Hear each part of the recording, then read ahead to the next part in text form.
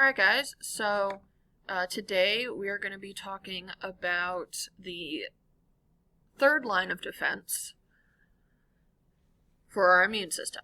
So we actually have two divisions of the immune system. So when we have our white blood cells, specifically the phagocytes and T cells, this is known as cell-mediated immune system. So the other part, our third line of defense, is our antibody-mediated immunity. So it's controlled by these antibodies. This is where we get things like sustained immunity, active immunity, long-term immunity towards certain diseases. So luckily, most infections don't get past our first and second lines of defense, so they don't get past our barrier defense, and then they don't get past the cell defense. But there still are some that will.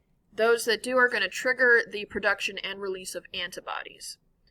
So antibodies are proteins that will grab a hold of whatever foreign substance, bacteria, virus, whatever. It's going to grab hold of it, do damage, cause them to clump together, slow them down, so that we can then get those phagocytes and those T cells and other cells to come and take care of them. Antibodies are extremely specific, so they only bind to one specific binding site, and that is the antigen. So think of it like puzzle pieces. Okay, if you're doing a puzzle, the pieces only fit together one way and one way only. So where that antibody binds to the antigen is unique and specific to that antibody. And a lot of times we will show these antibody and antigen bindings happening with this image of what looks like a capital Y. So what happens is that our white blood cells, the phagocytes specifically, are going to eat invading particles and break them up.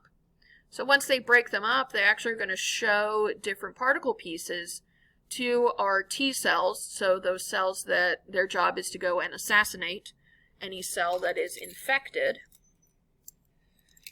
They're going to take those particles, get those identified, and find B cells who produce antibodies to help, so that the body will recognize that specific infection or disease and have an immediate response using antibodies so you do not get an active disease.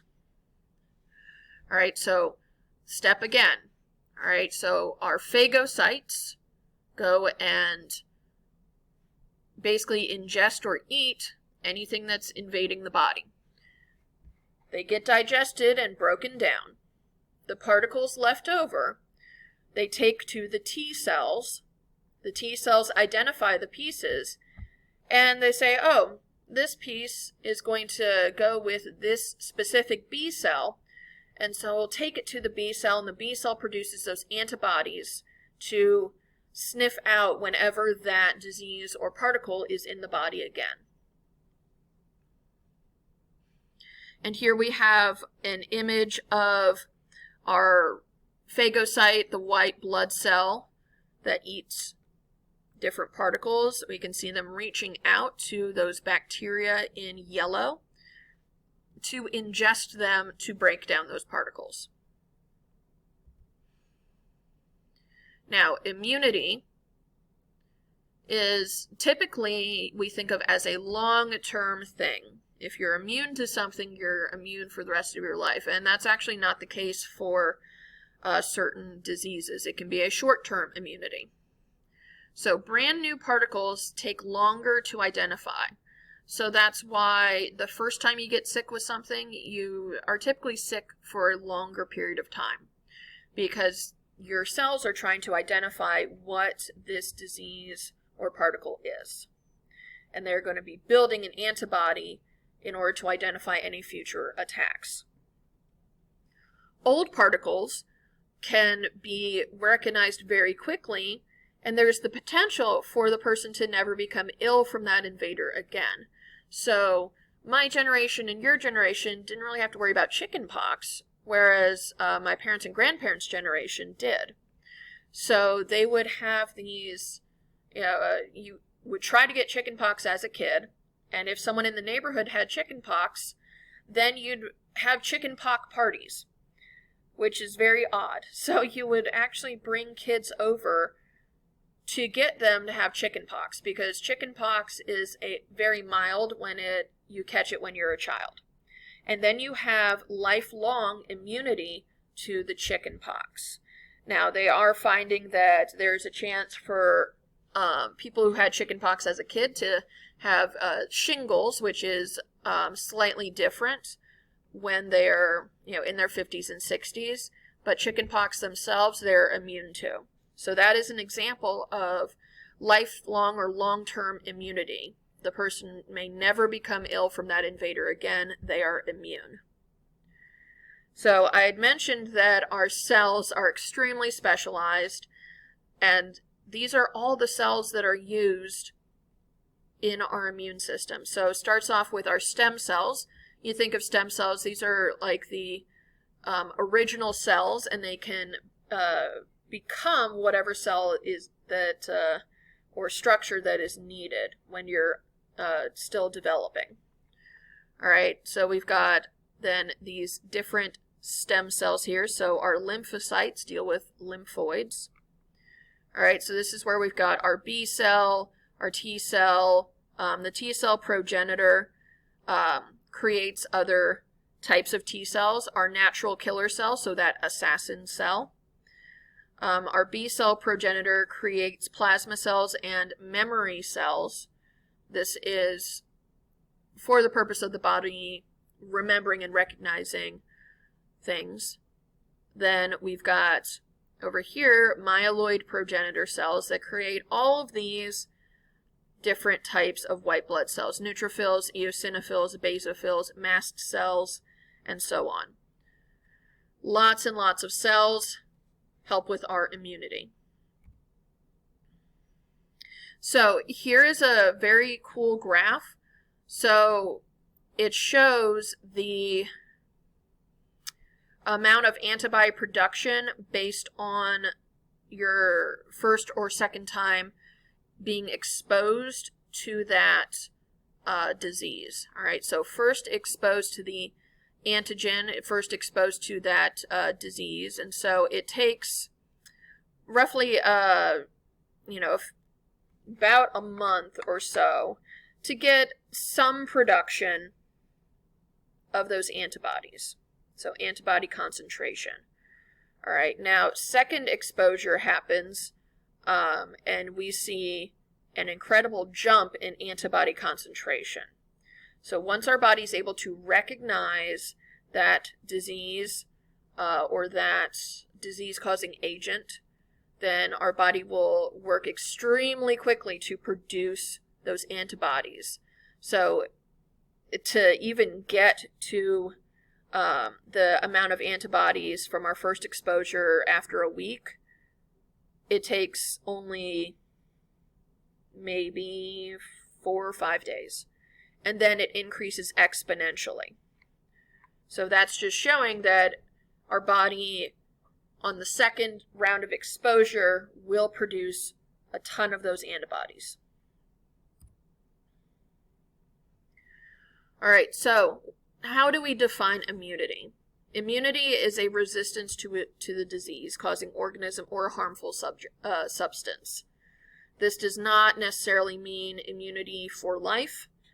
And we have two types. We've got active immunity and passive immunity. So our active immunity, apologize, turn my phone off. In active immunity, you produce the antibodies. Your body has been exposed to the antigen in the past, either because you were exposed to the actual disease. All right, so this is like my parents or grandparents actually catching chicken pox. So they fought it, they got through it, your body remembers it. this next part here deals with the idea of vaccines. So a planned exposure from it that has been killed or weakened. So you did not get sick from it, but your body detected it and eliminated it. So your generation, my generation, and my siblings' generation, we all got the chickenpox vaccine, which means we do have active immunity through that planned exposure from the vaccine.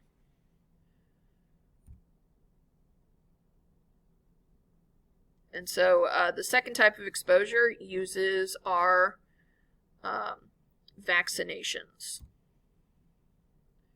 So a vaccine is deliberately introduced into the immune system to produce immunity, to get our body producing those antigens before we would even come down with the illness. This disease-causing agent has been killed or weakened enough so that you won't get a full-blown sickness. You might get mild symptoms. But that still is going to allow your body to go through that process of the phagocytes getting the particles, showing them to the T cells taking it to the B cells, and producing those antibodies.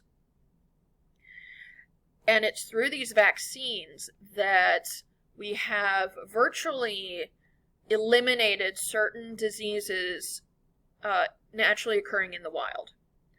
Okay, polio and smallpox. So for the most part, you can only find those disease-causing agents in a scientific lab.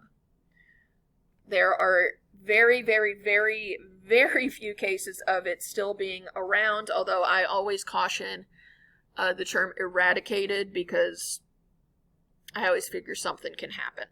So this has limited these very deadly or disabling diseases. How long does our active immunity last? It really depends on the antigen or that disease-causing agent. Some disease-causing bacteria can mutate or change into new forms that our body doesn't recognize. So any sort of slight change means that those antibodies won't fit against the antigen. This is going to require annual vaccination. So like our flu shot, there are a few different strains of the flu, and it depends on what doctors feel is going to be the most likely strain that year. And it's not 100%. Also, you can get booster shots. This is typically only done when you're a child getting your first set of immunizations or vaccines. The booster shot reminds the immune system of the antigen, so it boosts that antigen knowledge, it boosts the antibody production. Again, that typically is happening when you're a child. Some last for a lifetime, like chickenpox. And we're going to end that today, so we're not going to start getting into influenza or other diseases that can be extremely deadly. So we discussed today active immunity, the third line of defense using those antibodies to bind to those antigens.